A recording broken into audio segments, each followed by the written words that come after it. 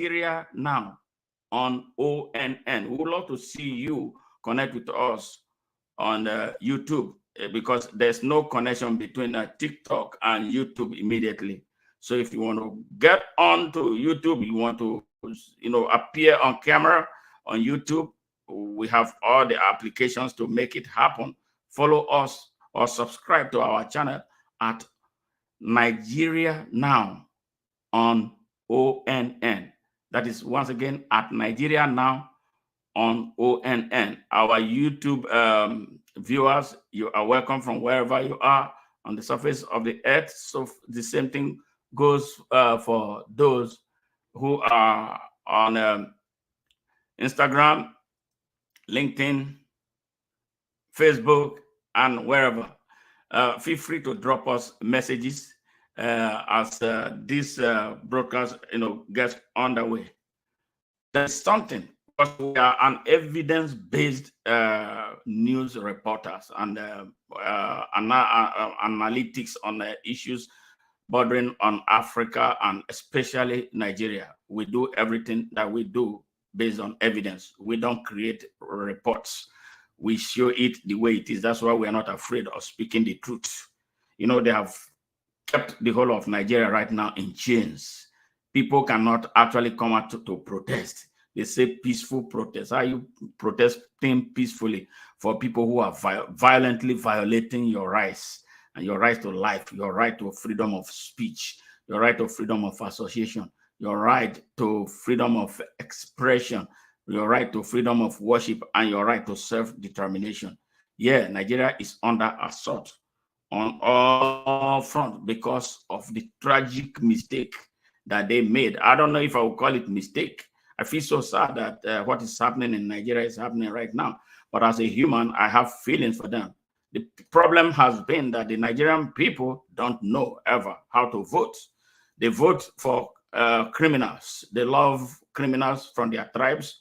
They love criminals who give them money to vote.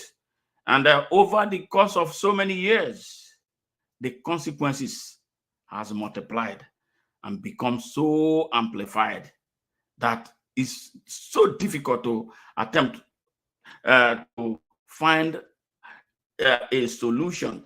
The country has become so complex. Even as poor as people are, they are yet as divided as anything along tribal and religious borders.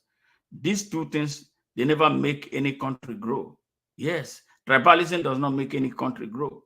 Religious nationalism does not make any country grow.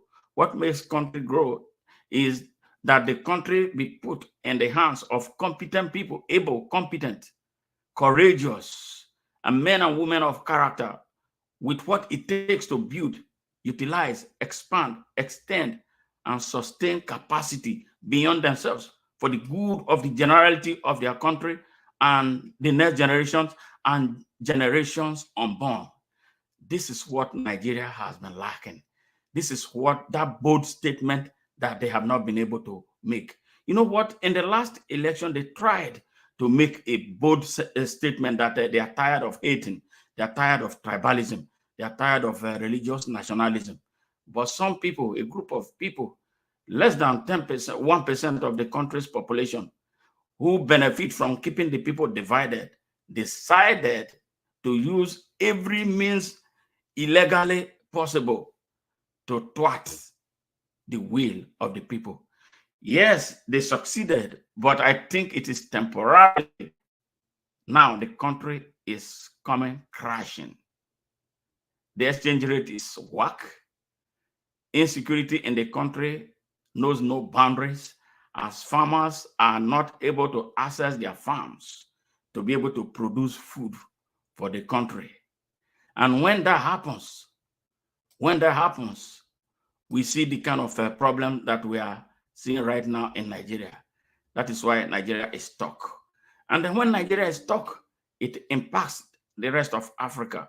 And this is the reason why this battle that is taking place in Nigeria now should not be left alone in the hands of Nigerians. It is an African problem, big problem. Nigeria being the most populous African country. And you know, when Nigeria goes down, the neighboring countries will go down. I'm talking about Benin Republic will go down. I'm talking about Niger will be destabilized. Neighboring Mali, we have a problem. Ghana, we have a problem. Ivory Coast, we have a big problem. Even spreading up to Liberia, there will be serious consequences for those countries. This is why we must take what is taking place in Nigeria very seriously. Just a few criminals holding the entire country hostage. What drives them? Economics. Not because they love their tribes like that. They use their tribes to bargain for personal gains.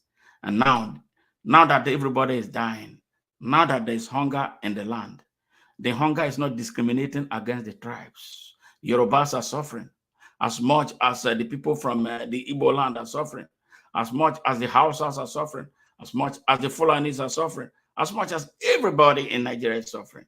Now, this has gone to prove them beyond reasonable doubt that they are stupid for doing what they do. Now, the greatest challenge that we have is getting the people, the ordinary people, the victims to understand that these people, they are their enemies that they must stand up to. Now, the people are weak, they are tired, they are confused, they are divided, they are, in fact, lying prostrate right now. Everywhere is hunger. But before we continue, let's hear something from Peter Tosh. Yes, it's a cold-blooded. Yeah, what the people are doing to Nigeria right now, less than 1% of the country's population doing to Nigeria right now is cold-blooded. Listen to Peter Tosh.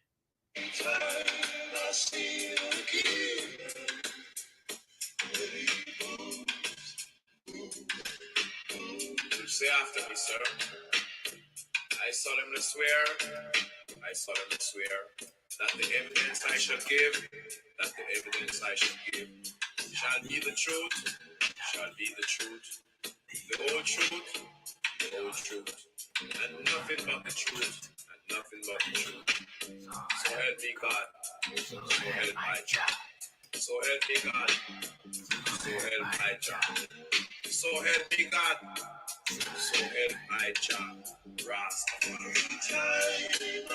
Yeah, these people are evil, wicked. They don't care. Yeah, I feel sad coming from that beautiful country, that is so rich in mineral resources, in human resources, natural resources, in just everything. The country is so endowed with everything. But, to find that Nigerians are so poor to the extent that they cannot go to bed with food, breaks my heart. And it should break the heart of every conscientious Nigerian, every human being on earth. Nigeria is not supposed to be poor. We are not a poor country. We are punished by poor leadership that we have been bringing upon ourselves. What can we do right now?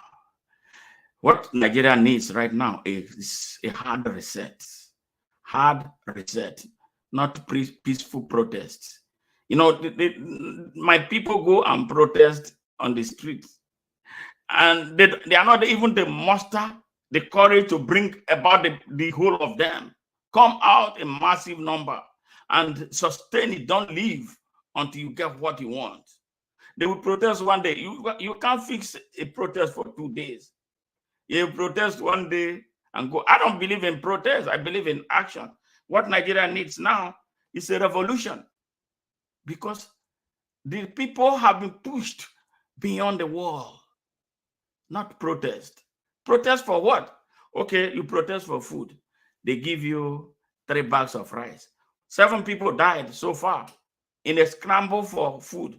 So after eating that ration for that day, the next day you are back hungry. So we must plan for long term. We must plan for a sustained action against this Babylon holding Nigeria down.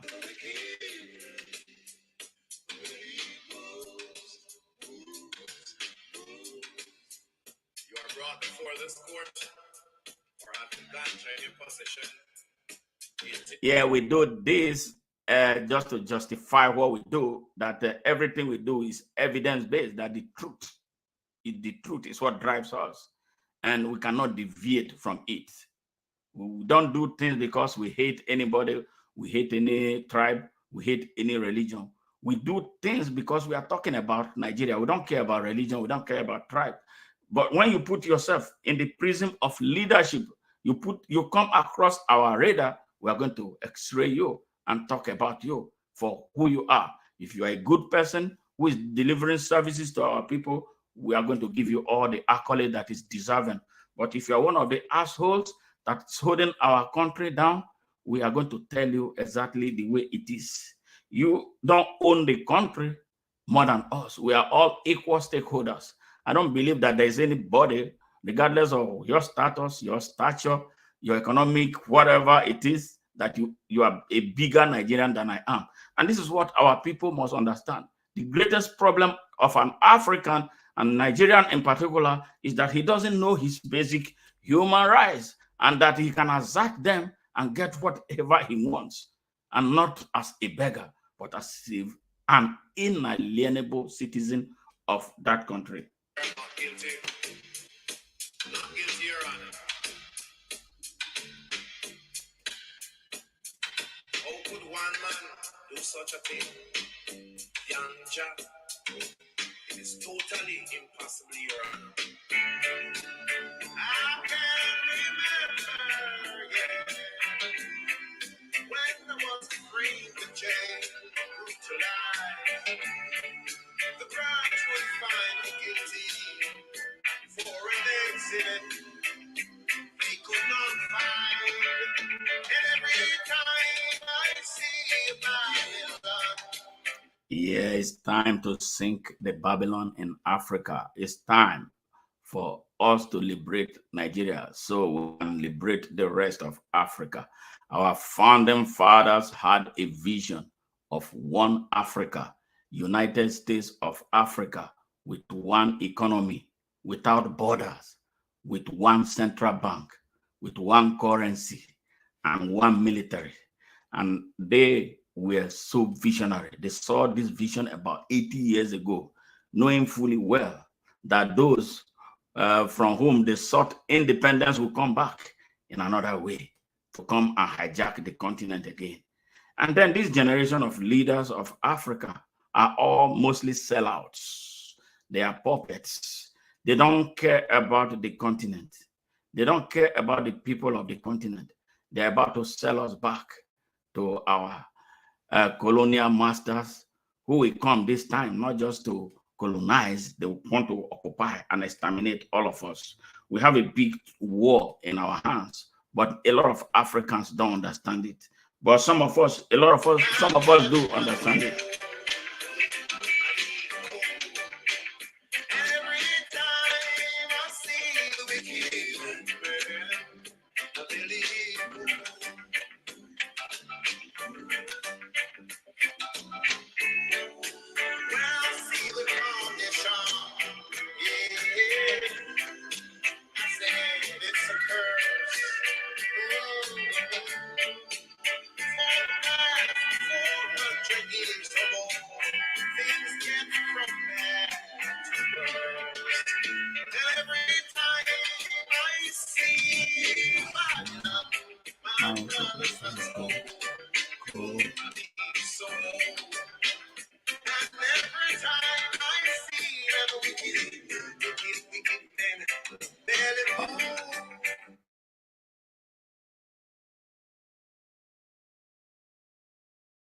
We are here. That was Peter McIntosh. That title of that song is Cold-Blooded. Yeah, just like what these criminals in Nigeria are doing to all of us. And we cannot continue to accept that. It's time for us to end their madness and take over our country so we can prepare Africa for what is to come. Yes, listen carefully. We'll be right back with this break. One more thing. Let's get together to fight this holy Armageddon. So when the man comes, there will be no doom. Have pity on those whose chances grow stale.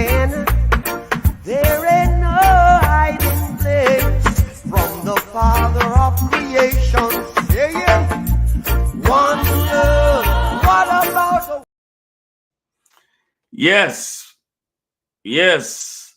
Are you ready for this?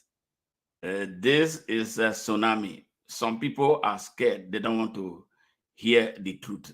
The problem of Nigerians is that they have become so scared. I don't know what happened to Nigerians. Nigerians in my time were not scared. We battled the army, to have our way. But this generation of Nigerians, I don't know what they did to their brain, how they put fear into them, that everybody is scared. Your country is dying. You are a young man. Your future is in danger. When the country dies, there will be no hope for you. People prefer to travel by foot across the Sahara Desert and then go into that dangerous Mediterranean Sea. Thousands of them are dying there. I would think that I would put that energy in changing what is happening at home. That is more than enough risk.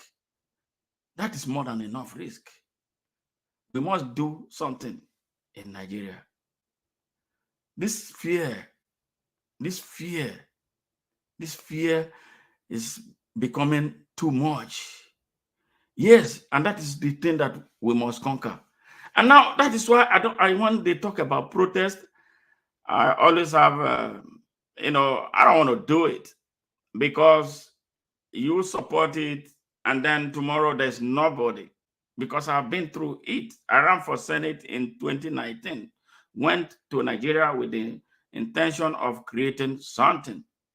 But when I got there, I saw that I was alone. Nobody was lining behind me. All the people that were making all the noise on the social media here and there, they all vanished, collected money, voted for prison, and they were in jail for 8 solid years. Now we have a moment. We had a moment. We blew it up.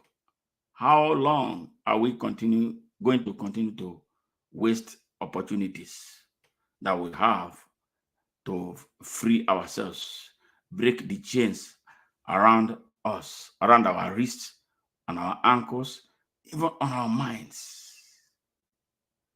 It's so painful.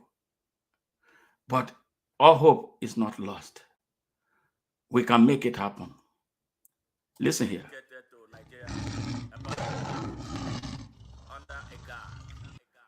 The first man on that list is Muhammadu Buhari. Muhammadu Buhari was head of state of Nigeria between 1983, December 31st, 1983, and sometime August in 1985. He came with a high hand. He came with iron in his fist. He came with fear, scared the shit out of our people. And they called him a good leader because they believe that Nigerians need iron hand. Why do we have to be dealt with iron hand? Then after that, he was overthrown by Babangida, the worst evil. In fact, that one was the one who laid the foundation of fraud in our country. He propagated the 419 ideology, and a whole generation was wasted through him. He spent 8 years of an endless transition to civil rule. And at the end of the day, what we got was an interim government that lasted for just a few months before Abacha came, knocked it out, and then brought his own type of Jim Crow dictatorship. Yes, until 1985. He died under a mysterious circumstance. Here comes the one that succeeded him. Within 3 months, he finished the country's external reserve. They come to steal. It has always been the case. They come to steal. Then in 1999, Obasanjo came. Obasanjo came. They brought him out of prison. We thought that someone who had that sad experience in the prison will do something different. What did he do? He was a worse dictator in civilian garb. He packaged a man that was sick and gave to Nigerians. Good man, sad that he was sick. That man died within 2 years of becoming president. And the politics around his illness and sickness set the whole country back. This man was in coma and they were telling us that he was good. They brought him back from Saudi Arabia and turned off the light at the Nnamdi Azikiwe International Airport at Abuja. How will you treat a man like that? Good man. Now, constitutionally, the man that was supposed to succeed him was his vice president, Goodluck Jonathan. Some people did not want him for tribal and religious nationalist reason. Did not want him. We had to force. And then a doctrine of necessity clause was inserted in the constitution to make Goodluck Jonathan president. Then the trouble started. That was how we came and put a terrorist in power. I'm talking about Muhammadu Buhari. Yes. He built nothing, but took Nigeria's money and was building Niger, where his father came from. He's not a Nigerian. Yes. We can't continue this way. We can't continue this way. Yeah, Buhari, for 8 years, ran the country aground. We thought that he came with good intention. People said he was the great guy. And the country was really horrible at the time because of this type of insecurity. With anger, a lot of us lined behind him, thinking that he could solve the security problem in Nigeria, not knowing that he was the grand patron of Boko Haram. Yes. They called him as their negotiator. For a terrorist organization to look up to you for that type of leadership, you don't need rocket science to tell you who Buhari was. Buhari compromised Nigeria. He destroyed the Nigerian army. He damaged the command and control infrastructure of the entire armed forces. Brought Boko Haram into the Nigerian armed forces. Yes, that they were repentant terrorists. For 8 years, this man serially destroyed Nigeria. I'm talking about Muhammad. We will not surrender. No way. No way. No way. A country can go. Yeah. After his destruction, 8 years old destruction through APC. APC is a terrorist organization fronting as a political party in Nigeria. The CPC angle, the CPC portion of APC, all the masterminds of terrorism in Nigeria come from there. And they are the ones who have been killing Nigerians, and nobody is held accountable. Have you heard about a country where somebody will come and bomb and kill 20, 30, 40 people? No investigation. Nobody is arrested. No mastermind is arrested. Then after that, we come and wait for the next one. It has been happening. So much blood flowing in Nigeria. So much blood. Nigerians, for real. I don't know what drives you. I know that patriotism drives me. I don't know where the patriots of Nigeria are for them to come together and start a massive education of our people out of this evil of tribalism, nepotism, and religious nationalism. Nigeria is so painful to come to that conclusion that the people of Nigeria will prefer a thief from their place to be in position of authority against an angel that will do the whole of the country good. That is how bad things are with Nigeria. With Buhari as president, All the people around him, all the strategic appointments that he made were around his Fulani tribe.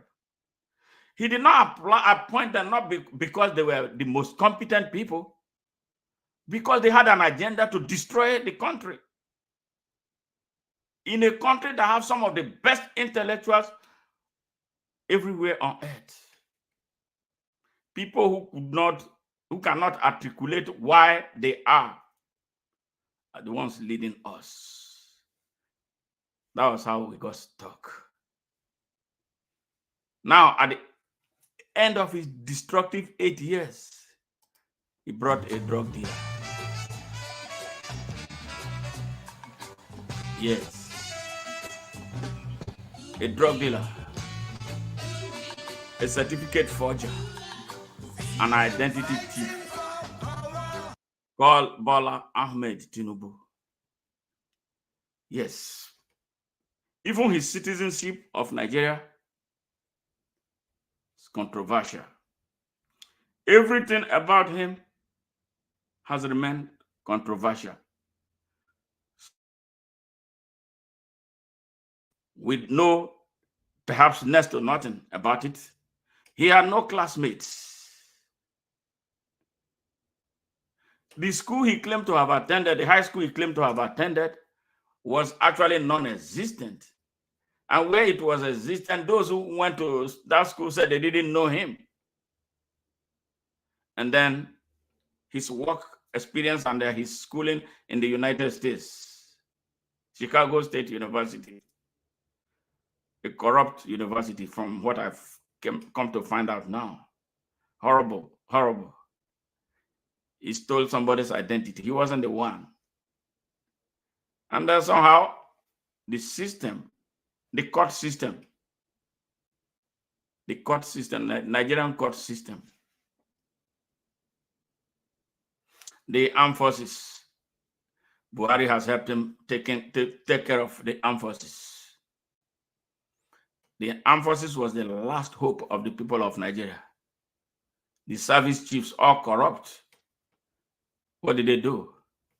They preferred their SUVs.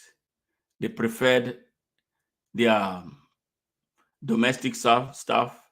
They preferred soldiers given to them and their bulletproof vehicles. Now, to protect themselves against what? If they were so good, why did they need bulletproof vehicles? What use was that? Yes, that is how bad things have gotten in Nigeria. The future of the country is in jeopardy unless something urgent is done. Unless something urgent is done. Yes, these are the service chiefs that sold Nigeria out to a drug dealer and a terrorist, killing the country right now. Yes, those watching from TikTok, you won't be able to see those images. I'm sharing some images on YouTube and Facebook. If you want to join us from Facebook, you can join. Just go search for Open Nigeria One, Open Nigeria ONE. You know, you'll be able to get there. Or if you want to go to YouTube, you can connect with us at Nigeria Now on ONN. Yes, you will see some of the images we are sharing about what is taking place. Now, Bola Ahmed came through a coup that was brought together by some corrupt and morally bankrupt elites. Yes, they did what Nigerians have never done before. At the time, they were talking about Muslim ticket. I'm an activist. I understand the consequences of doing that. I don't talk about religion. I told them, no, don't use Muslim ticket as an angle of argument. Argue looking at their backgrounds. They have terrible backgrounds. Bola Ahmed Tinubu is a certificate forger, known. 2, he's a drug dealer. He was a drug dealer. I hope he has stopped, but I think he's still using drugs, looking at the way he behaves. And he's an identity thief. Use those. Because if you say Muslim, you are violating his right to the citizenship of Nigeria. You have no right to do any such. So I refused to buy into that. But with the benefit of hindsight, it looks like the call for Muslim ticket, from what I see right now, was for a motive much more than what I thought it was going to be.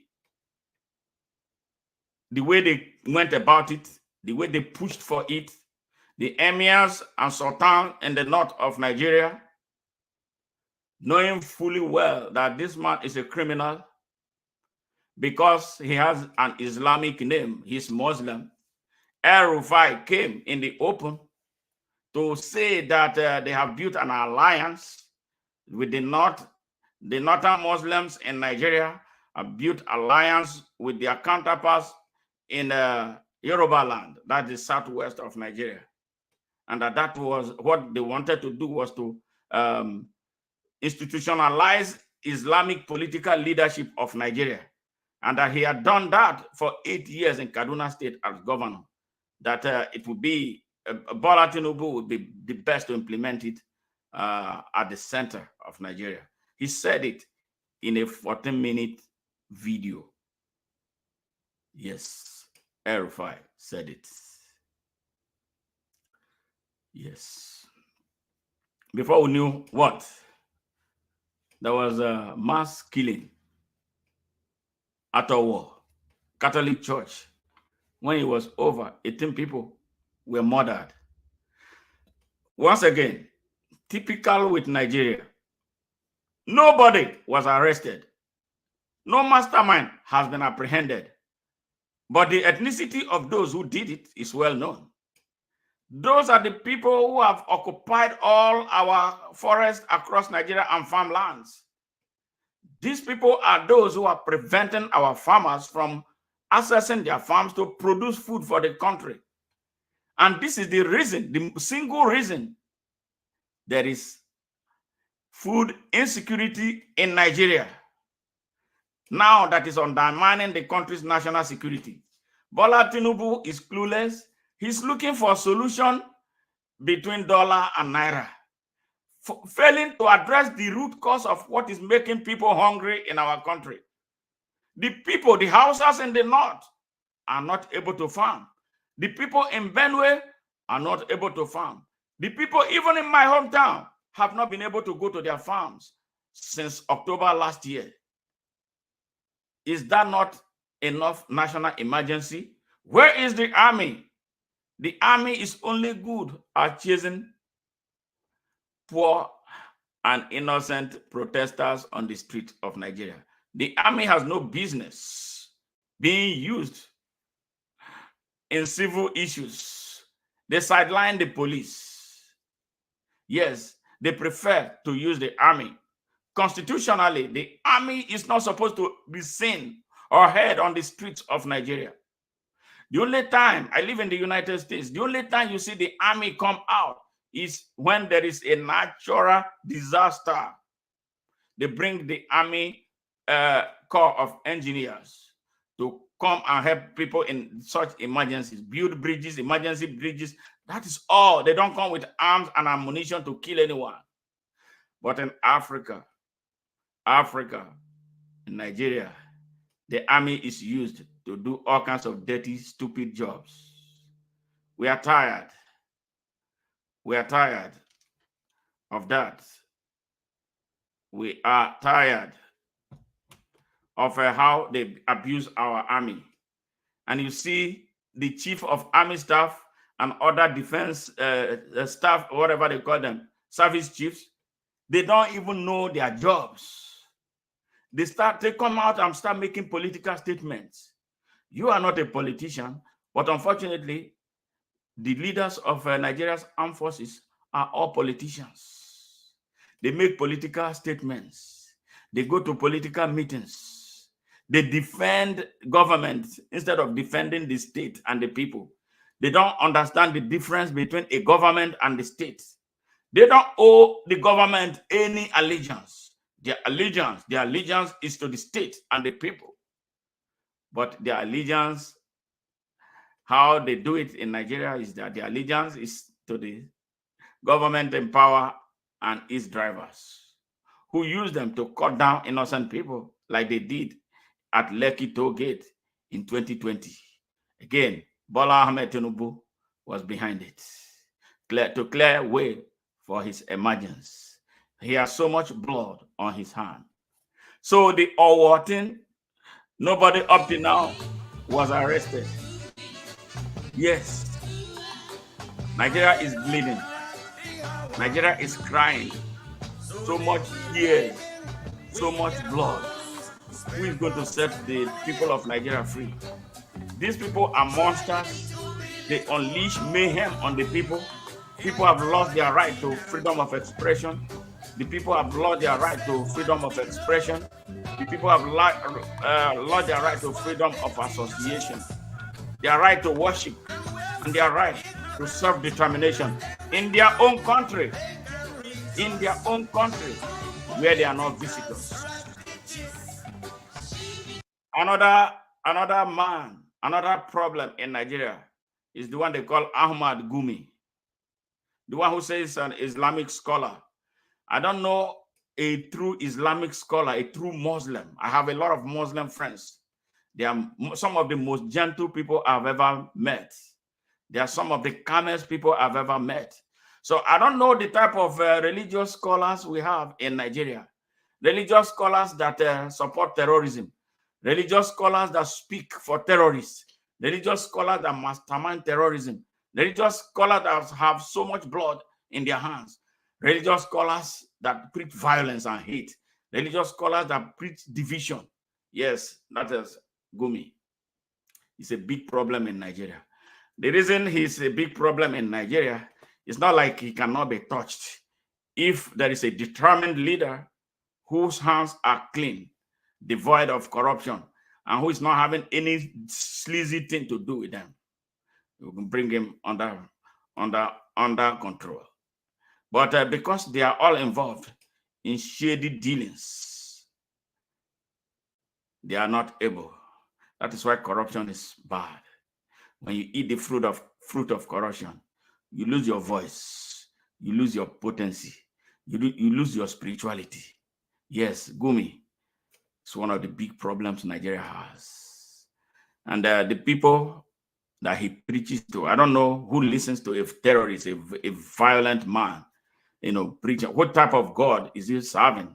Is it the same Allah that some people serve and serving quietly? Yeah. So what kind of Islam is theirs? That is Ahmed Gumi. Yes. They come in the name of the North. The Northern political establishment, they call them. I don't like talking about North, but I'm forced to say it because they say it as if the North is a country in Nigeria. The North is, that the way it is, the mindset, and they have been able to plant it in the minds of the people. I am a Northerner. Before you say anything, you say I'm a Northerner. Me, I don't know what, I am in Nigeria, and that's what I tell everybody, both home and abroad. If you want to know exactly where you want to push further, I can tell you I'm from Delta State. And that's how we do it in Texas, in the US here. I've never seen any person in the United States who come telling me that I'm a Northerner. There's nothing. Nobody says that here. But in Nigeria, they put that schism in the heads of our people. Northerner. So that's how they have kept the country divided. The people from that part mostly don't see themselves. They see themselves as Northerners and not as Nigeria. That was the reason we started the mission of Open Nigeria, So the people of Nigeria from everywhere in Nigeria can assert their citizenship of Nigeria without fear.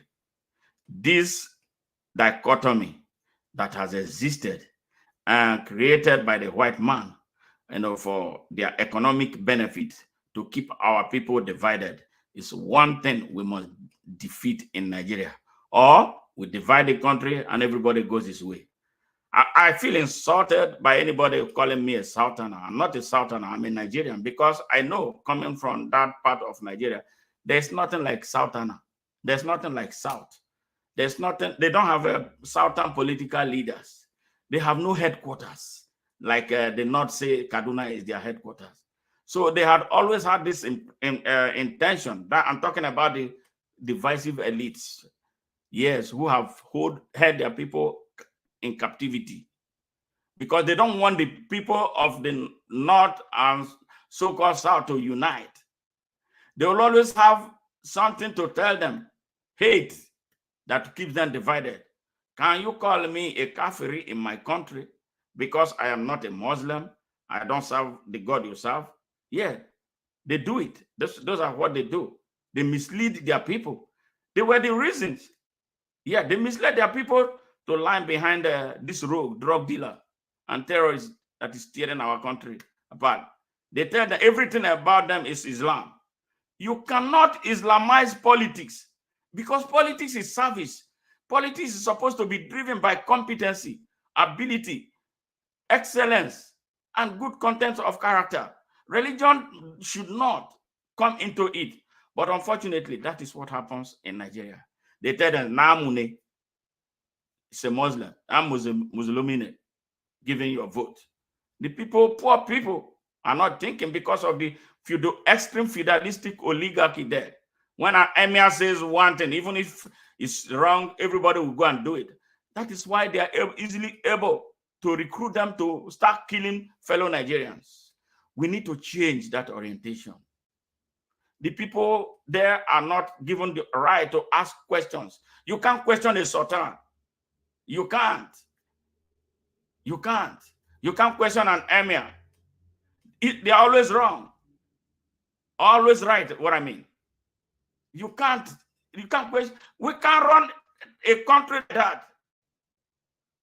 So it is either people now come and really have the understanding that this is a country, Nigeria is a country and not a kingdom, not an emirate, so that people will find a way to blend and still be good citizens of that country. But these people, this divisive, especially the divisive northern traditional institutions, their political elites from that part of Nigeria, who are supposed to be Nigerians, who use the North, the name of the North, to exploit, rob, blackmail, and intimidate Nigeria for the North that they don't care about. They come in the name of the North, but they don't give anything to the people of the North. But what? Extreme poverty,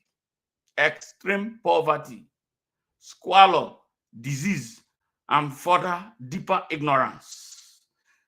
They deliberately deny them education because they don't want them to interact with people from other parts of the country in a manner that they will have an understanding.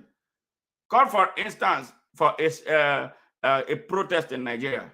They will tell them not to go because it's un-Islamic, because they would think that it is against them, like during Buhari time. When people want to protest, they will tell them not to protest because some people want to remove a Muslim from power. What kind of nonsense is that in a supposed one country with one destiny? This is the reason why I stopped singing the Nigerian national anthem. It's not an anthem for the good of Nigeria. This is why I don't want to sing it until Nigeria is open and everybody have access, free access to opportunity to grow and develop and to prosper and progress. We need a hard reset. I work with a lot of young people, young Nigerians in the north of Nigeria. Their knowledge is expanding. We interact, and they tell me their difficulties, what their elders do to them. Elders want to hold them in chains for their own personal benefits. They don't care about these people. Where do you have the highest number of poverty in Nigeria? It's in the north. Over 20 million Hausa young children are out of school. Yes, but these elites and their traditional rulers and religious leaders have their children in Saudi Arabia. They have them in the UK. They have some in the United States. A good number of them in United Arab Emirates.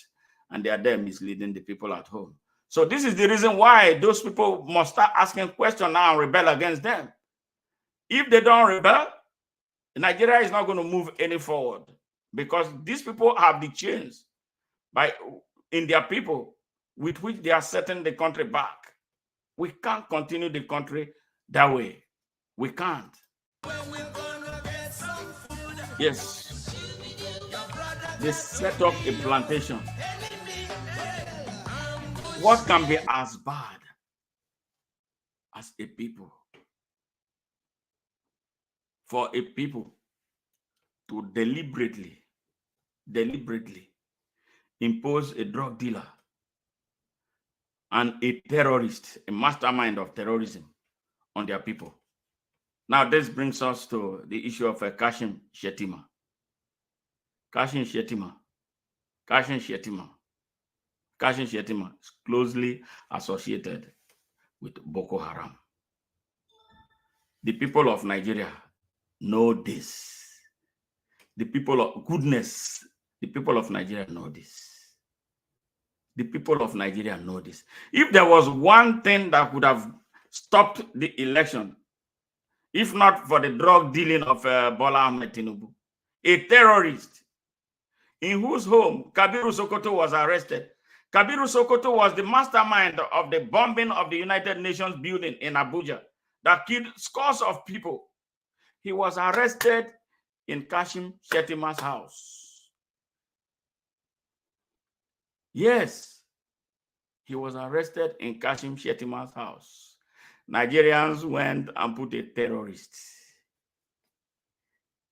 in a position of authority as their president. Nigerians look like they are crazy people, man. Yeah, just listen.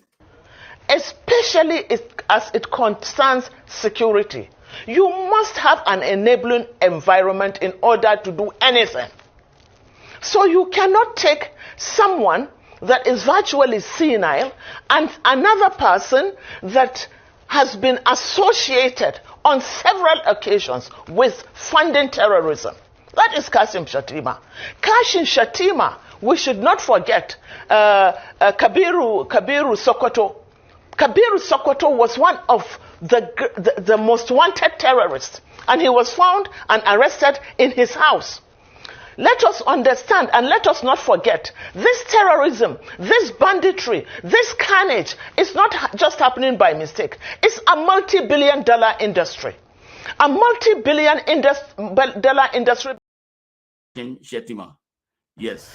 Especially as it concerns security.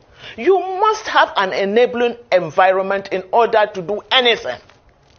So you cannot take someone that is virtually senile and another person that has been associated on several occasions with funding terrorism. That is Kashim Shettima. Kashim Shettima, we should not forget Kabiru. Kashim Shettima, major founder of terrorism in Nigeria. Rogue, not my vice president. I don't recognize him. People can get mad as all they want. People who cannot think, who cannot clearly articulate, who don't understand the national security and the implication on a country's well-being and its future. Yes, terrorists, drug dealer, certificate forger, and identity thief. What do you expect from them in a country? Definitely nothing good.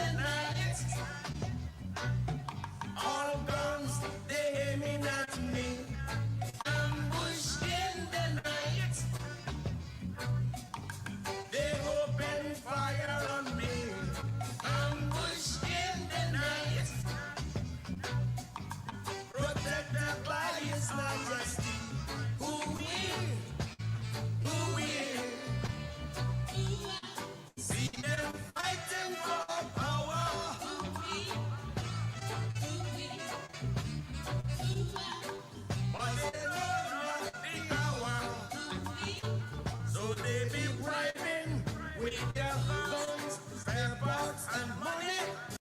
What they have come to do is to completely destroy the country.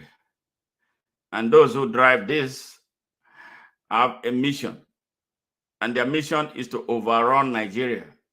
Yes. And there are foreign interests involvement in what's taking place in Nigeria.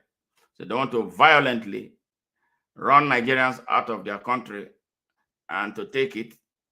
So they will occupy it and enslave the people in the 21st century. And this is the reason Nigerians must wake up and start taking this, what is taking place around them, seriously. It is a very bad situation that we have on our hands. Very bad situation.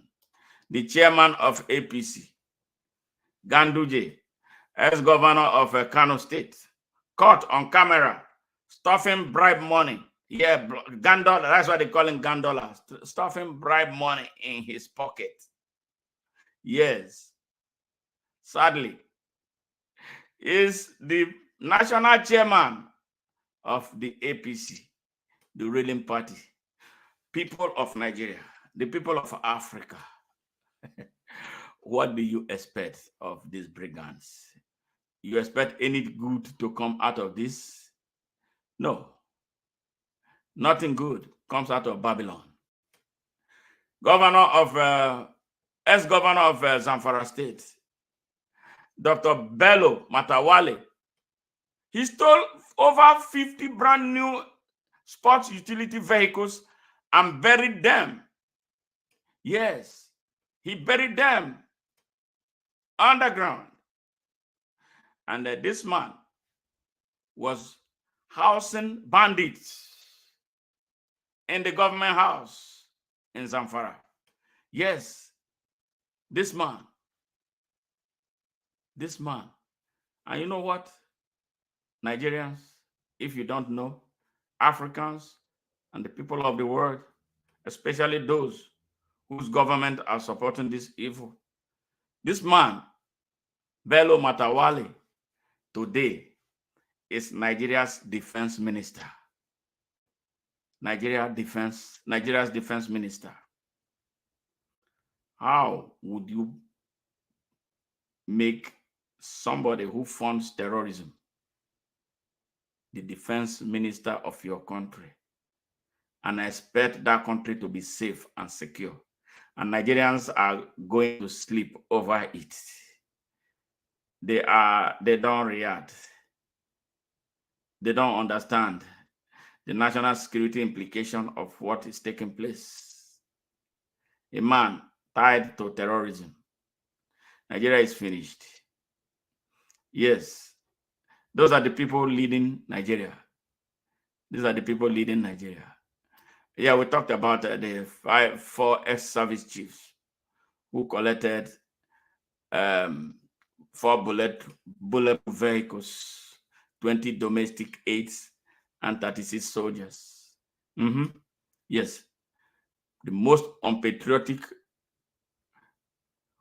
people, the most unpatriotic soldiers I've ever heard of anywhere on earth. These people had the opportunity to stop the slide of Nigeria into this anarchy that is looming.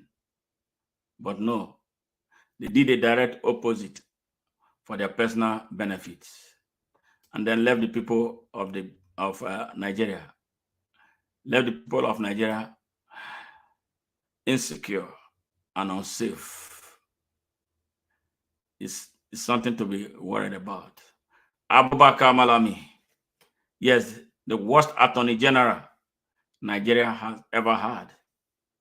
Yes, he gave cover to all the terrorists that were arrested in Nigeria and made sure that none of them was prosecuted.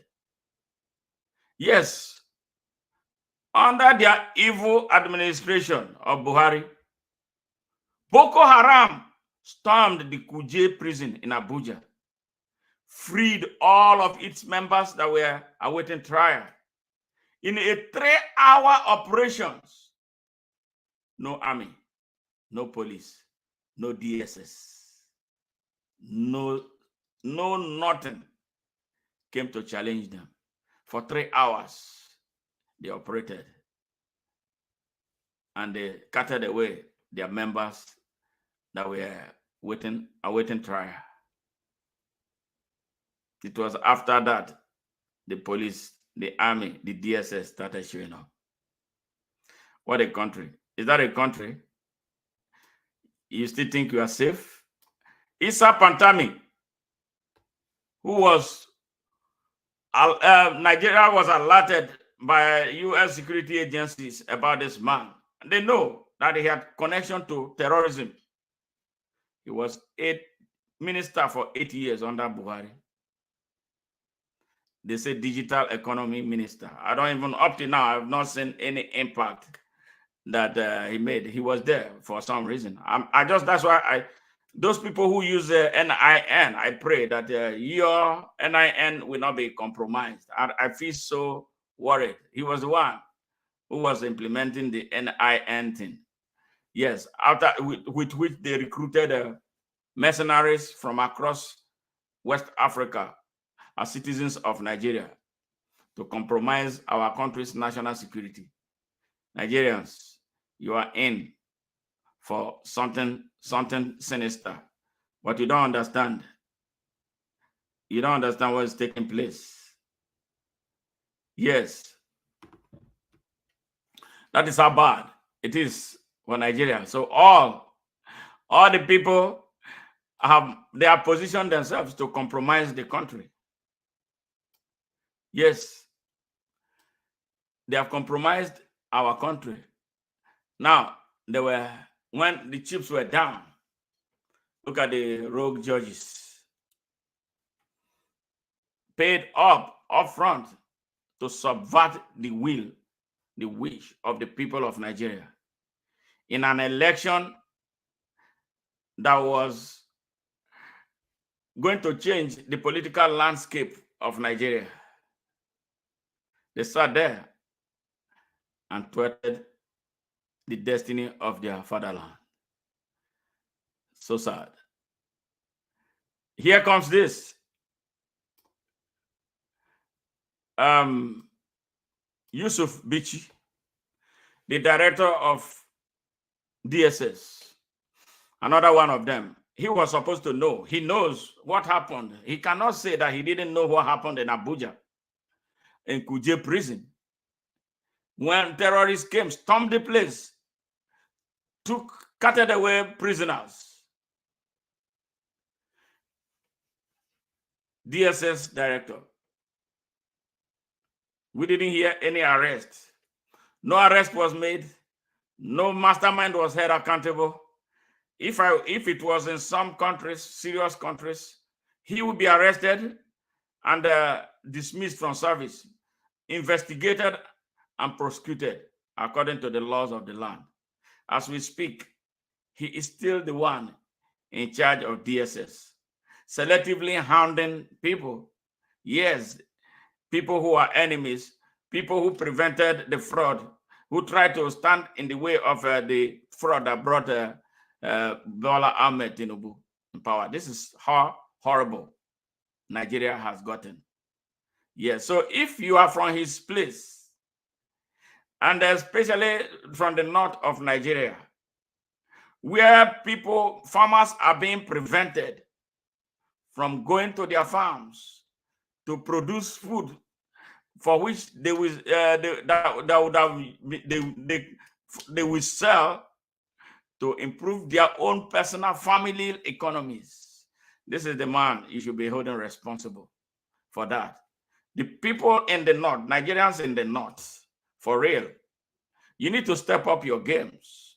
Step up and assert, come to the center of Nigeria and assert your citizenship of Nigeria. Stop asserting the citizenship of the north because there's nothing there. The north exists as a whole. The people who use you to benefit in the name of the north are all criminals, taking your money and stashing them abroad. They don't care about you. Come into the mainstream of Nigeria on your own accord as an inalienable citizen of Nigeria. Be in Nigeria with the rest of all, and then you will see improvement in your lifestyle, in your ability to relate, and then you get away from your timidity. These people, they know what they are doing. They put you in bondage so you will not know what is happening in other places. That is why the North, they talk about the North. They are the reason the Hausa people are in chains. It's time to break that chain. It's time to break those shackles. It's time. They don't care about you. They don't care about you. They care only about themselves. If they cared so much about you, why are there so many poor, innocent, defenseless children on the streets of the North? Yes, on the streets of the North. They are there in numbers.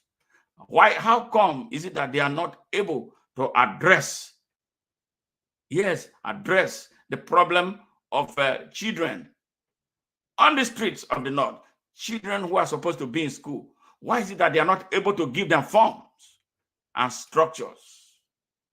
That children carry plates from one place to the other, begging for food, begging for arms in their own country, in a heavily endowed country. Where are all the minerals, solid minerals in the North? These are the people who mine them.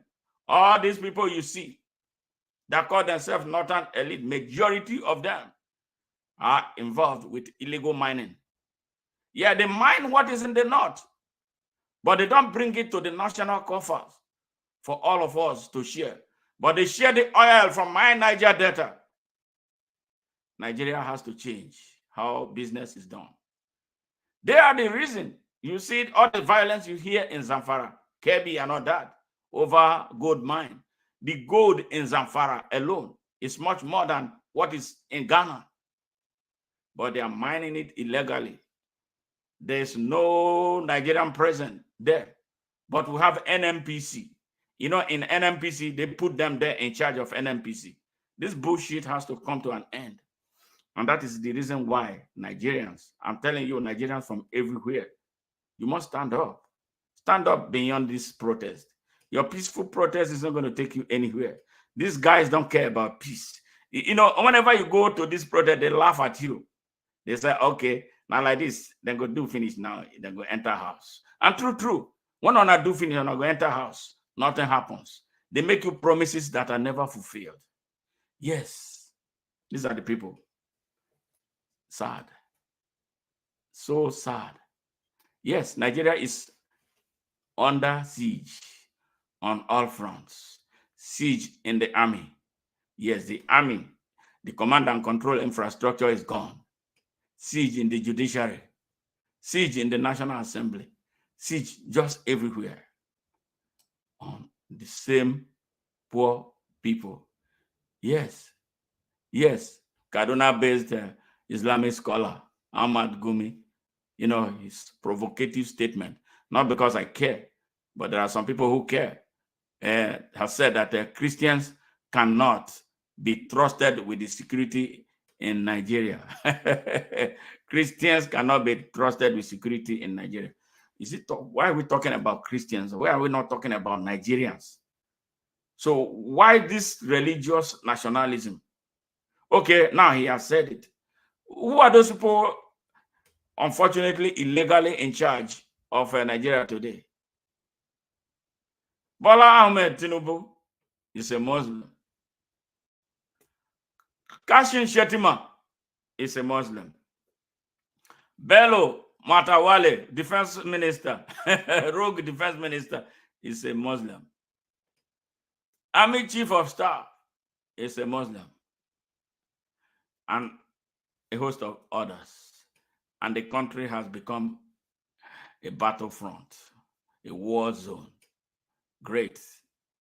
Well, the people of Nigeria, you decide. It's not good to just talk stupid. He knows a lot about the bandits and terrorists kidnapping, robbing, raping, and killing Nigerians across Nigeria. In a serious country, this man is supposed to be in jail. Yeah, for what he has said. He has incited a lot of violent, incidents that have killed a lot of Nigerians, innocent Nigerians. He goes scot-free with it. He's an untouchable. Yes, to them. He's an untouchable. Nobody touches him. And then here comes Mahmoud Yakubu, the one who killed everything. The one who went a day on the eve of the election, a presidential election. He was flown in a private jet to Tinubu's house. He was seen eating and drinking in Tinubu's house. Tomorrow, the next day was election. And guess what happened? At 4 a.m., when Nigerians were sleeping, he declared a result from an uncounted election. And they changed the laws of the land for Bola Ahmed Tinubu. This is a coup. This is a hijack that Nigerians ought not to have allowed to sit at all. But I don't know what they did to the mind and the heads of our people. Yes, this is it. I'm recording this for history and for the next generation and for those who truly love justice for Nigeria and the Nigerian people, because we cannot continue to build this type of country. There's no country. Nigeria is not a country right now. Nigeria is messed up, but we can fix it if we stop all this madness of religion. Yes, we can fix the country. Yeah, but it has to start on a clean slate so the country can move forward. The way it is right now, Nigeria is stuck.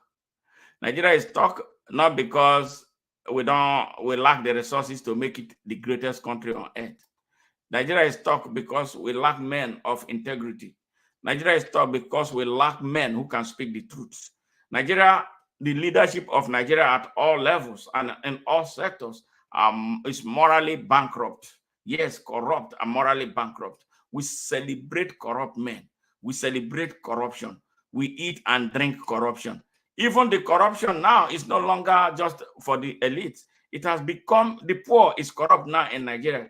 And you know, when the poor becomes corrupt, the country is gone. Now you can't do anything without one type of transaction or the other. Nigeria, in other words, has become a transactional country. Yes, I saw it firsthand. Yes, it's happening. You can't get a Nigerian to do anything for you. There's going to be one kind of transaction. Even the protests, people who organize protests, they pay people to come out to be responsible. Yeah, they will tell you that they have no money. They have to arrange for bus. They have to arrange for food. They have to arrange for drink for you to protest. If you are really angry, you don't need food. You don't need anybody paying your transportation. You don't need anything but yourself. Now, I asked them, if the Egyptians changed 2 presidents within a space of 6 months.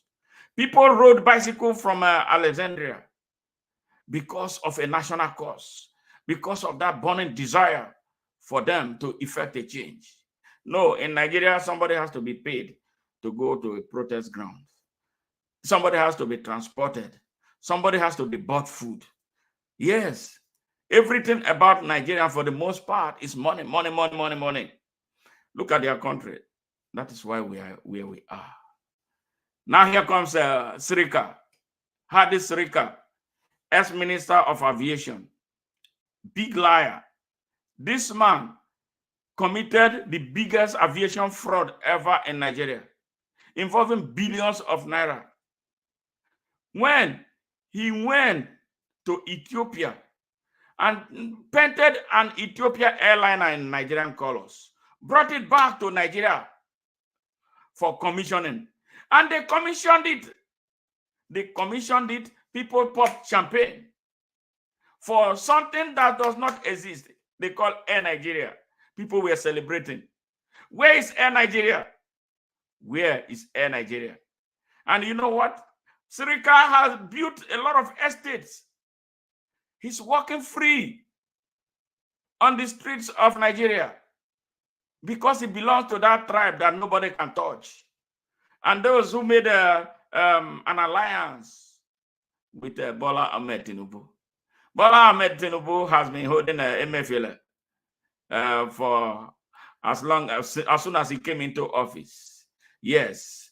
But all the people with whom MFLA stole this money, including Buhari, none of them has been arrested. Sirika is enjoying his dough. Yeah.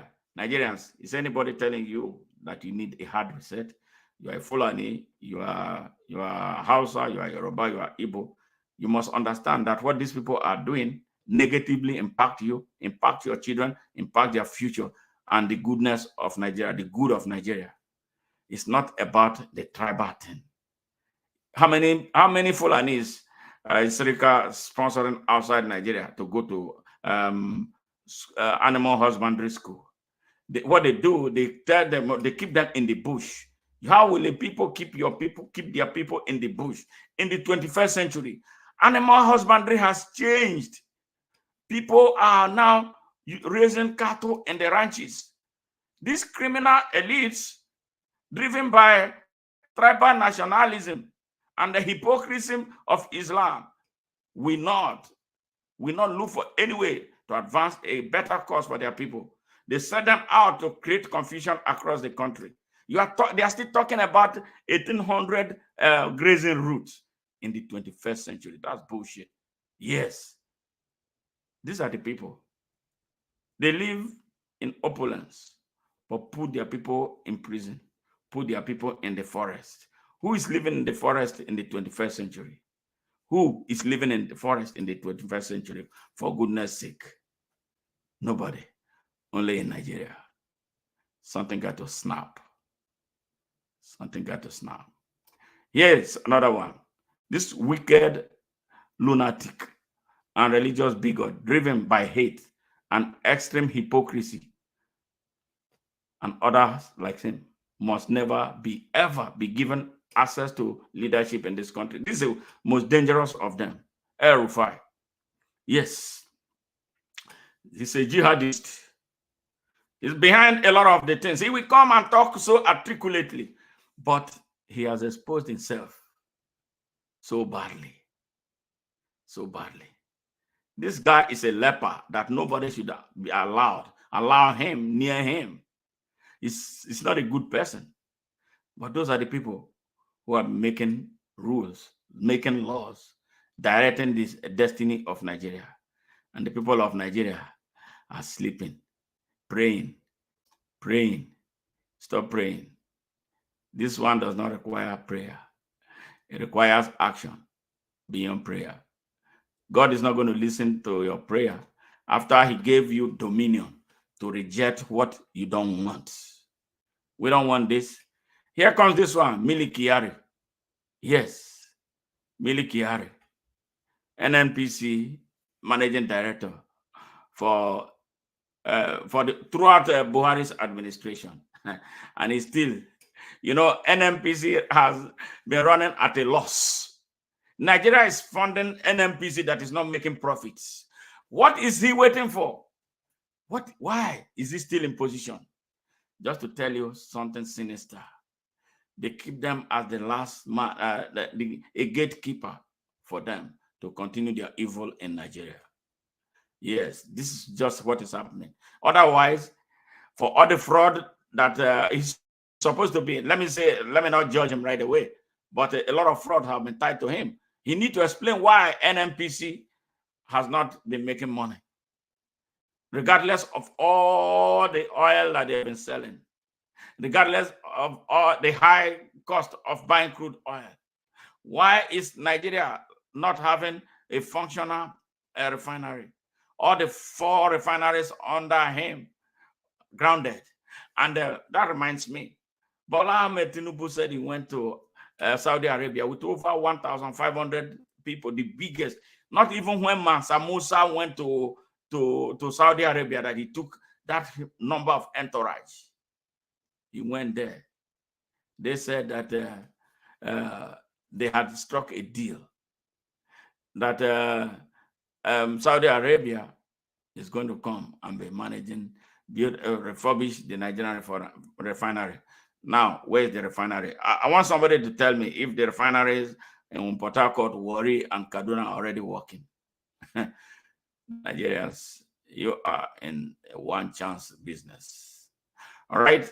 This is the type of Nigeria that we don't want anymore. And this is the reason why we must stop playing games. This is because we have made our young people so spineless and so lazy that they cannot even ask questions about how their country is going. Yes, this is it. And they, as usual, they will create this regional schism. People from that region, where they come from, we stand up for them, even as wrong as they are. We see them as Nigerians. We don't see them as anything else. We must hold them accountable. So this is the reason why people need to raise their consciousness about what these criminals are doing, because it's not just affecting me, it's affecting everybody. It's affecting. That is why you have no food to eat right now. That is why you have no petrol to power your car. That is why you have no kerosene as usual to cook your meals. That is why your schools are not working. That is why your healthcare delivery system is down. That is why the infrastructure in Nigeria is at its worst. What they are doing to the economy of Nigeria is responsible. Look beyond them. Look at what they are doing. They are bad. They are criminals. They are unpatriotic. They don't love Nigeria. If they love Nigeria, they won't be doing what they are doing. They don't care about you. They don't care about anybody but themselves and their families. And this is the reason why, if we are serious about building Nigeria, this is the reason why we don't want people like this anymore occupying any office in Nigeria. Sad. Look at this one. Sultan of Sokoto. On May 29, he said nobody can stop Tinubu's inauguration. Yes. I would think that this man is a moral mirror. As the leaders of Muslims, did they say in the whole of Nigeria, or is this some part of Nigeria? This man is supposed to be a moral mirror. Somebody that people will look up to as a moral authority. He playing politics on the altar of religion. Look at where we are now. And they had their way, and nobody stopped them. They brought the thugs, they brought all the Yandabas, they brought the army, they brought everything that they had assembled, because it was a coup that all of them were involved in. They misled the Talakawas in the north to line behind the two criminals. And on May 29 came, and they had their way. But some days ago, he was complaining that they cannot pacify the people in the north. Pacify what? Are you hungry? He's not hungry. Does he care about the people? He did what he did, and they got a pat on their back as usual, typical of Nigeria. Yes. So you want me to be listening to this type of people for what? For what? For what? This is the moment of truth in Nigeria. This is a moment of truth for the people of Nigeria. We cannot continue doing this business this way. We cannot. We cannot be conducting this business of Nigeria the way we are conducting it. It's not going to lead us anywhere but total disaster. I don't know if Nigeria will survive what is going on right now in its territory. It's scary. It's very scary.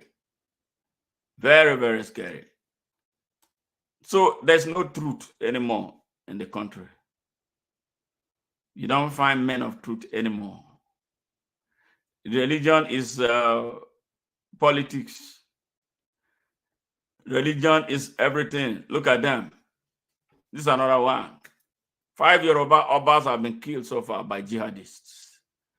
He had a moment to speak the truth. He turned his face the other way because of a Yoruba man is involved. We can't continue to do the business of Nigeria like that. We cannot. What about us who are free-minded, who can do things without regard to where anybody comes from? I have a lot of people who from various parts of Nigeria with whom I do business, I do work. I don't see them as lesser Nigerians. I don't see them based on where they come from, what they worship, the language they speak. I deal with them as fellow Nigerians. When I see they are outstanding, you give it to them. I will never put my own brother that I know is incompetent above any person from somewhere else that I know can do the job. It's a big problem that we have in Nigeria, for which all of us must purge ourselves. We are a very wicked people, and that is why we are suffering. We see good, we see great, we see good people, we see excellent people. We kill them, we slaughter them because they are not from our places. We slaughter them, we kill them, we kill their destiny because they don't speak our language. We destroy them because they don't serve the type of God that we serve. Look at where we are right now. Who is not suffering? I want to know if there's any Yoruba person that is being given any award for the kind of mess Nigeria is in right now, who is feeding more than the rest of Nigeria, who is not going hungry, who is buying petrol cheaper than the rest of Nigeria, whose electricity bill is lesser than that of an Igbo man. Yes, show me that Yoruba man, show me that Hausa man, show me that Fulani man, show me that Ika man. The governor, ex-governor of Delta State, was partly from my hometown, but he was not a good man. I stood up against him. I stood because he was not the type of person that I could look up to for any type of leadership. He ran for president, vice president with Atiku. Yeah, for the first time, our people listened. Don't vote for him. Don't vote for Atiku because of him. They massively voted against him. If I wanted to be a tribalist, there are things I would do. He would bring money and give to me, and I'll put it in my pocket. But I don't take stupid people's money. People, we need to conquer the spirit of tribalism. We are those of us who find ourselves in leadership position. We should be exemplary. Teach our people how to be Nigerians, not how to be tribalists. That tribal division, this religious nationalism, is what is killing Nigeria, and it's hurting the country so bad. And it has become a generational issue. Every child now, you will see a small young Fulani boy, small Hausa person, small Yoruba person. I hate Igbos. I will ask them, what do you know over this hate to them? It's sad. It is sad. We need to stop. We need to stop. Seriously, we need to stop. We can't get anywhere. Look at Wale Soyinka that all of us respected. Look at what he did to himself. He reduced himself. Tribalism is a disease that makes the sufferers lie blatantly in front of national television. And to not see evil, they severally saw with others about the country. It's when others were in charge. It's really sad how this man, what he brought upon himself. Yes, we can't. Yes, come. This one is from my Delta State. Yes. How did they make their money? How do they make their money? He's on the social media now every day, flexing. How did he make his money? What trade did he do? Right? Once the election result was announced, the first place the drug dealer Bola Ahmed Tinubu went to was his house. What happened? What happened? The people of Nigeria, be careful of what you celebrate. They say he gives scholarship. Scholarship from what? From what? Like Dangote? Where did the Dangote make his money from? Insider trading. They are fleecing Nigeria. Their money comes from stealing from Nigeria with insiders who are dead. Old boy network. That's what they do. And then they aspire to be the richest African people. Published on Forbes magazine when their people live below poverty line. Look at this man. Look at Dangote and the rest of them. Look at what Nigerians are facing. They brought Nigeria's economy down to where it is right now. It didn't start today. They have been trading. They have been trading. Nigerians, know your enemies. Know your enemies. It's not all that glitters is gold. Oh my God, this talk coming my way. Talk, yes on wiki. A drunk, courteous, ridiculous clown, criminal, pathological liar, betrayer, and a violently corrupt brigand without integrity. Yes, yes on wiki. How will you have this type of people leading a country? And you expect that country to move forward? Never! Nigeria will never move forward until the people of Nigeria rise in fury from north, south, east, and west. You come together, not peaceful protest. Some people, what is the meaning of peaceful protest? Who listens to peaceful protest? You don't even understand what is taking place in your country. Your country is gone. Gone. Nigeria is gone. What are you protesting peacefully for? These people don't know anything about peace. They don't care about peace. They laugh at you. Then go say, then go make noise finish. Then go enter house. That has always been the case. Look at NLC. You know, people were telling me about NLC. Oh, they want to protest. I told them, my friend, you know, this unionism in Nigeria is dead. All right, NLC, student unionism, like it's not the way it used to be in our time. Students were those who were holding government accountable. Yeah, but they sold out. They sold out and begin to make statements in support of governments. We are gone. Our youths have been polluted. Our youths have been so corrupted that they don't understand that their future is in jeopardy. They don't understand. Give them that little money when they become leaders. That's all. I've encountered a lot of young Nigerian student leaders and all that. You know, the same thing with NLC. NLC is not any organization that anybody should take seriously. They get settled. They make noise about strike to collect money. Once they get money, the strike is called off. Why are we wasting our time? We should not waste our time. The people of Nigeria must organize and decide their future. Decide their future. This is my brother. We come from the same place. We speak the same language, and a calm man like me, Godwin Emefiele. All right. So when I hold you accountable, I make sure that I already cross-check myself before I hold someone else accountable, because I'm a Nigerian. I'm seeing them as Nigerians. Yes, he gave them access to steal, in addition to stealing for himself. But sadly for him, he is now the only one being held by the criminal organization. All right? All the people, especially the Madam Fodio Fulani people that stole with him, for whom he stole, none of them is being held. They are all walking free in the streets of Nigeria. Well, maybe because it's not from a tribe that makes a lot of noise. My tribe, we don't come out to support evil. So that is why you're not seeing anybody from my tribe coming out to say Emefiele did this.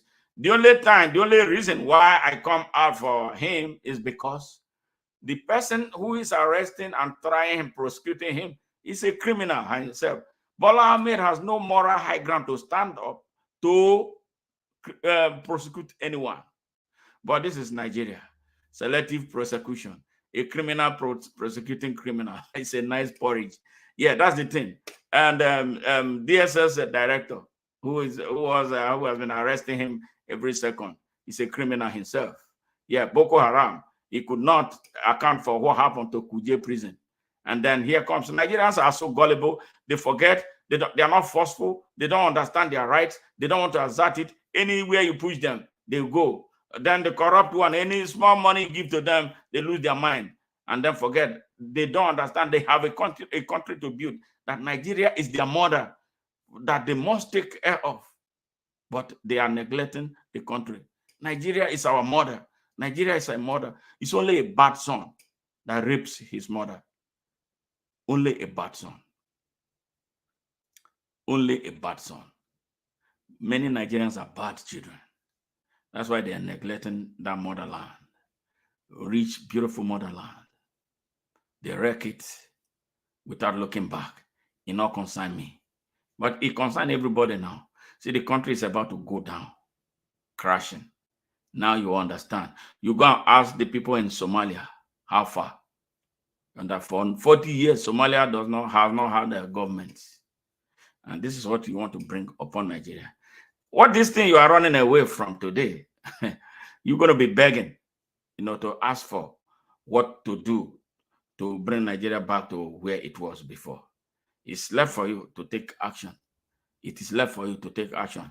Yeah, sad for my brother, Emefiele, for his predicament. Now he's carrying Bible. Big John the Baptist Bible. I don't know where he got it from. Yeah. See this one. Falano is a funny man. He's neither here nor there.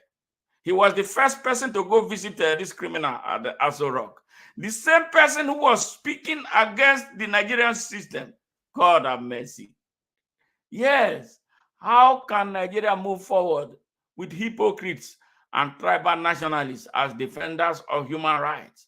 Why should any serious Nigerian take Femi Falana seriously for being the first man to validate a criminal as president of Nigeria against everything he pretended to stand for until that day when he could not resist going to pay homage to a fraudster? Now, war for activists and activism in Nigeria. Seriously. We say it the way we see it. So whoever wants to get angry, you can get angry. We don't tell people what they want to hear, except it's the truth. Nigeria needs the truth. Nigeria needs the right, and Nigeria needs justice. Now, I pity the young people who still don't get it. Yeah, see this one. Soludo. Oh my God. Hold on. Yeah, Charles Soludo, governor of Anambra State. Very, very envious man. This man is funny. I used to like him until he demonstrated that he's such a viciously envious man. What did a young man from your home state who ran for president do to you? That you will do. I mean, I don't like people lining blindly behind people from their place, but this guy is exceptional. What he has been doing is just an embarrassing expression of jealousy, and I feel so sad for him. I really feel sad that he's that type of person. That's Soludo. Wow. Nigeria is in trouble. Here comes Akpabio. Okay. I wish you guys, Akpabio is Bola Ahmed Tinubu's Senate President. Akpabio is a very corrupt man. All the atrocities he committed in Akwa Ibom, that nobody. He has a lot of EFCC cases. Now we are not hearing anymore of that. He said he's the one caught on camera talking about money that they were sharing when Nigerians are crying. He said, in order to enable us enjoy our holiday, a token has been sent to our various accounts by the clerk of the National Assembly. I'm telling you, when Nigerians are suffering, Nigerians are dying, Nigerians are groaning, Nigerians have no access to anything. Majority of our young people have no jobs.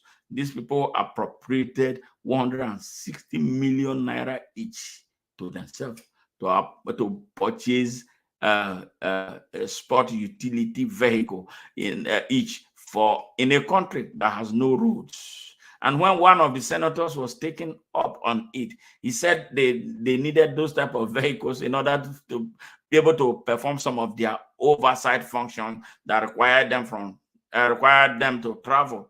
Yes, because the roads are bad. Is that not shameful for a senator, a serving senator, to say that how bad Nigerian roads are in a country where he's a senator? And then he has a 160 million naira in his pocket already, times 108. And then the other ones in the lower house have something like that, times 300 and what about 360? You know what that amount of money means. These people are not sacrificial. They don't come with love for country. They don't come with heart of service. They don't understand what leadership and service means. They are lords that people worship. And sadly, our people worship them, especially the young people who call them my oga, my boss, my principal, and other stupid name, toilet for them, instead of you holding them accountable. By now, none of these people should be able to drive on the streets of Nigeria. Starting from their villages, you hold them to account. But they are doing it. You are scared of confronting them. They have purchased their mobile policemen. Those ones who don't even know what their jobs are. They carry bags for them and their wives. This is how sad a country is.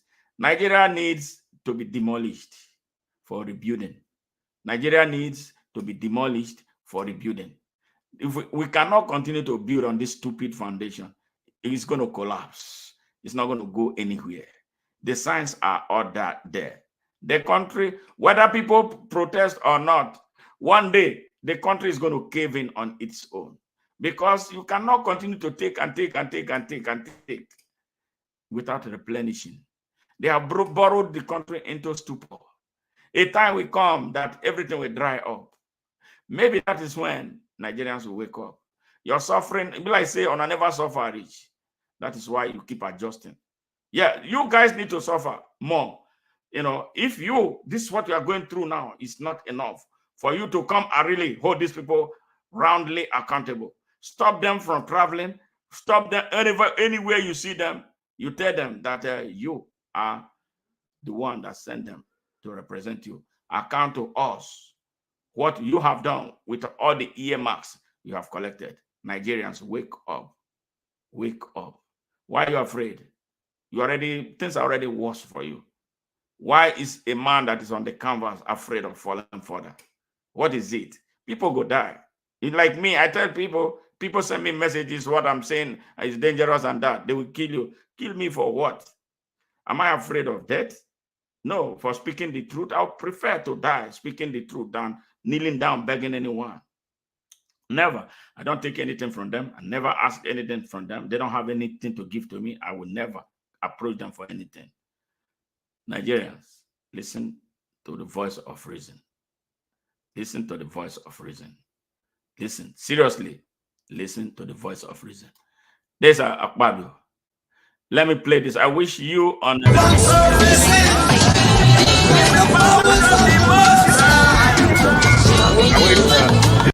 I wish you on TikTok could see this.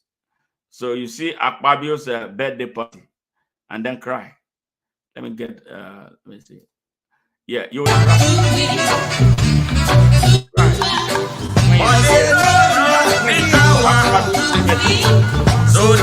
yes, all the thousands of people in his Akwa Ibom state went there. Thousands of his victims, thousands of victims of his exploitation, thousands of victims of his robbery. They were there to celebrate a criminal at 60. Is it say 60? Yes, they were there. They were there. You need to see those on Facebook, those on YouTube. We have the benefit of seeing this. But again, if you want to see it, follow me at Nigeria Now on ONN. That's Nigeria Now on ONN on YouTube. Then you'll be able to see this sad clip of Ahmed. So they be driving on his birthday in Akwa Ibom, in a whole stadium. He took a whole stadium. No, they just cannot touch us. Through the powers of the Most High, we can bounce off the sea. The powers of the Most High, we keep us fighting in the night. I'm my society.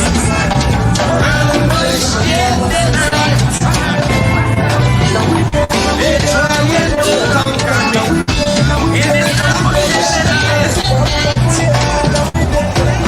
All I know, we got to be free. Every day, Nigeria, got to wake up. Now is the time. Yeah. This is actually the time. Thank you, Saturday. Kabiru International Stadium. Yeah. Surrounding jogging around. Nigeria. What are we going to tell you to wake up? What are we going to tell you to rise up? What are we going to tell you to defend your rights? What are we going to tell you to defend your future? What are we going to tell you to defend the future of your children, born and unborn? What are we going to tell you about defending the future of Nigeria that is really right now under assault? Nigeria is under assault by its corrupt elites. Nigeria is under assault, massive assault. They have destroyed the country. We will not have another country. It's going to be a lot of work to bring Nigeria back. Nigeria is far gone. They have taken the country so far out of the radar.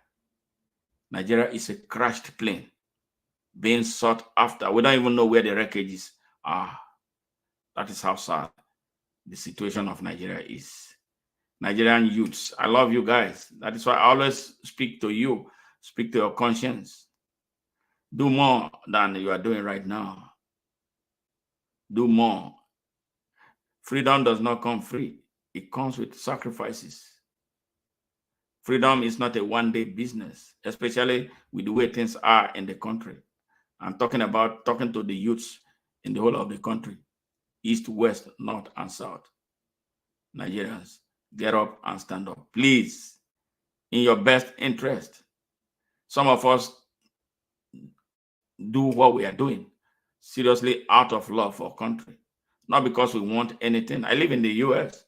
Yes, I am able to drive on good roads. There is running water in my house. If I'm sick, I can go to the hospital. If I have an emergency situation, it doesn't take 5 minutes. 911, I die. You know, something will happen. But we don't even have anything. We are not on the pathway yet to that. It's not because the country is poor that we cannot do it. Because we have this horrible, poor leadership. We can start now. It's not late. We can start. Let's end this madness in Nigeria.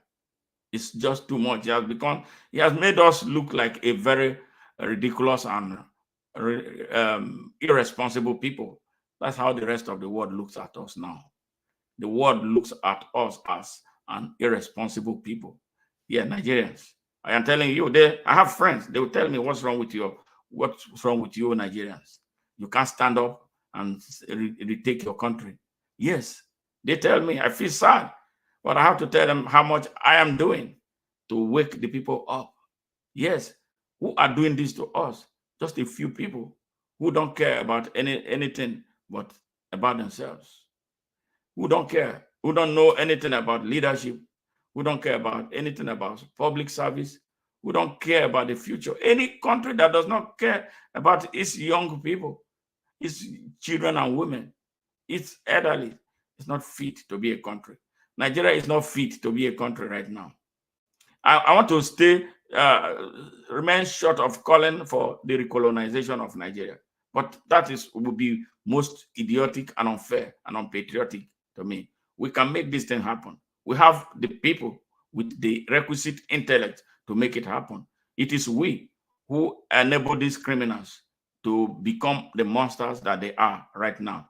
It is we who choose robbers over good people to lead us as leaders. It is we. It is our fault that we have a drug dealer as president. We have a terrorist as his vice president. We have a terrorist as Minister of Defense. We have an accomplice to terrorism as a DSS director. And all those who are stealing our oil, they know them.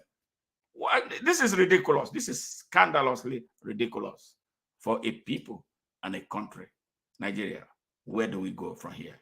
It is in your hands, not that you lack access to the knowledge right now. We must end this ambush now. And it is only you and I that can end it. Let's end this rat race right now. Good night.